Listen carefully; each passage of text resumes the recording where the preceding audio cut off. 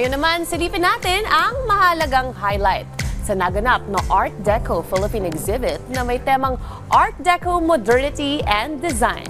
Let's all watch this. Ang mga Pilipino ay may sariling pamamaraanan ng pamumuhay at sariling ekspresyon pagdating sa arkitektura, mebles at iba pang sining bago pa ang kolonisasyon.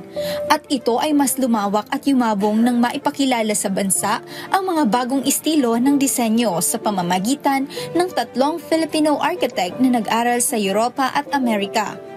At ang mga estilong ito ay ang Art Deco na unang inilunsad sa France taong 1920s to 1930s. At ito ang highlight sa exhibit ng Art Deco Philippines na may temang Art Deco Modernity and Design kung saan in-exhibit ang ilang mga items na mula sa taong 1925 to 1950 na matatagpuan sa National Museum of Fine Art. Ito ay pinangunahan ni Arnolfo Dado, Miguel Rosales at Ivan Mandy. Art Deco was a contemporary style that also embraced traditional forms. And that's why if you look at Metropolitan Theater in Manila, diba, it's Art Deco but it has a lot of local elements. May mangga, may labong, diba? So because they incorporated local touches, which is why it's very interesting because Art Deco was an international style. No, so you go to another country, you'll find an Art Deco, but maybe slightly different than what we have, because it was based on the local culture. We had so much influences from all over that it was easy for us to take from all these different influences and absorb it and make it our own. So I think kaya na-embrace ng general populace mga styles tulad ng Art Deco because marami tayong first-hand pieces and information that would come through.